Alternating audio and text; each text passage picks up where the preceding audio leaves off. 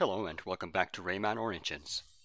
We've played as this guy before, but I never showed what Bubble Dreamer says about him. Oh my god. Did he just say, oh my god?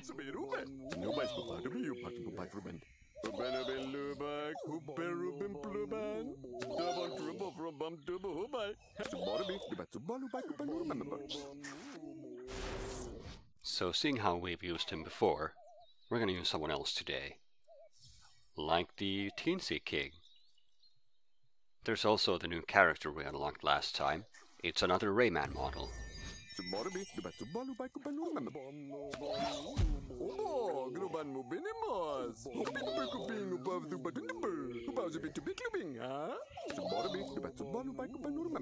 We played as the first Grand Minimus some updates ago. Gotta say, this guy looks quite a bit more fresh than he did.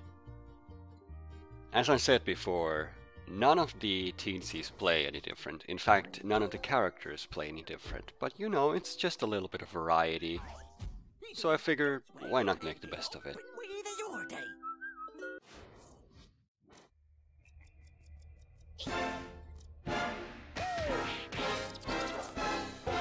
So by now the game fully expects you to know when to do a high jump, and when not to. The start of this tricky treasure is just a jumping gauntlet basically. And like I said, it really expects you to know how to handle your jumps by now.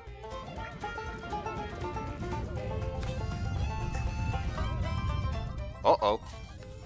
Yeah, that is why you should never try to outrun the screen. Like I've said so many times before, these levels rely on the auto-scrolling feature, and if you try to go faster than that, it's probably gonna backfire. And naturally we need a water segment, because we're in the abyss. It's only fitting. So let's see, we have mini-murrays following us, barnacles on the walls, rather tight corners, spiky fish, and stuff crumbling down. And then it gets worse. With so much going on, it's really easy to go in a full-on panic mode. But just like before, if you try to spin dash your way out of trouble, you're more than likely to hit some of the obstacles, so it's better not to rush things and just relax, take this nice and easy. So that's exactly what we're gonna do.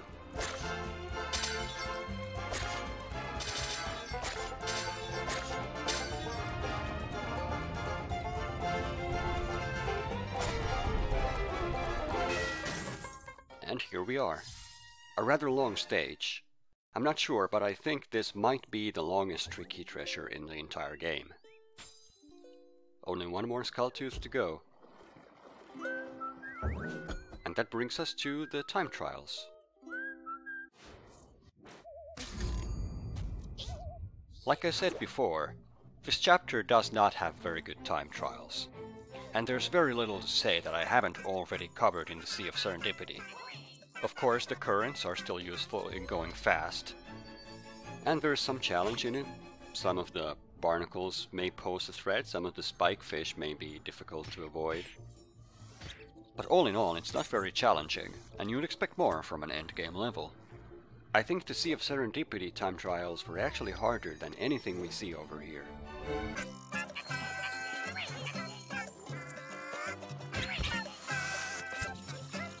This is really the only part that's even potentially dangerous. And if you memorized this properly, if you knew the trajectories of the fish, it wouldn't have anything going for it. But obviously I didn't do any of that. The path with the coin doesn't have a current in it either, so it may have been faster to go through there. So obviously this section cost me a little bit of time, but even so we have over 10 seconds to spare. Kind of a lackluster, to be sure.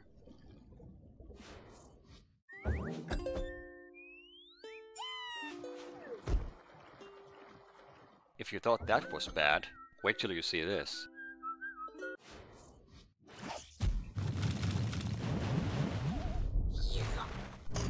So obviously, normal speedrunning strategies don't apply underwater, but dashing through enemies is still a viable option here.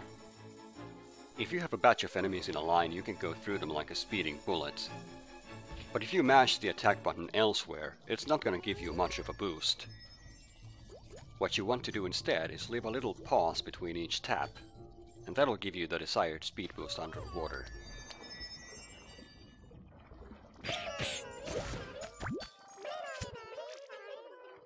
This is where it's becoming evident that these levels really weren't designed for speedruns.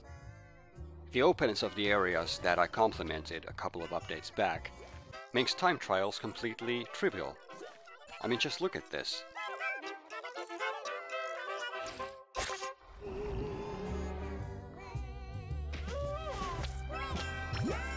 That brings us to the glitch room, which is probably the more interesting part of the level, because at least you can chain attack enemies here. But I'm afraid that's about as interesting as it gets, because over here it's just wide open space. And in fact the goal's right there. I don't mean to sound like I don't like Angsty Abyss. It's a good chapter, and it's got plenty of atmosphere. But with all the unfinished stuff, with all the glitches we've encountered, it feels like it was one of the last things they did for the game. And it really doesn't lend itself for speedruns. It's not because of the water either, because the Sea of Serendipity didn't have any problems in that regard. But we can put all that behind us, because with all the 4 kings saved, we can finally move on to Moody Clouds, the final chapter of the game. And in fact, why don't we just go check it out immediately?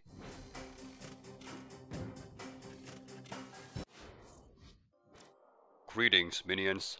It is I, Grand Minimus, your liege. What? How dare you hit your king? The nerve! The insolence! Once this is over, you'll be sent straight to the gulags.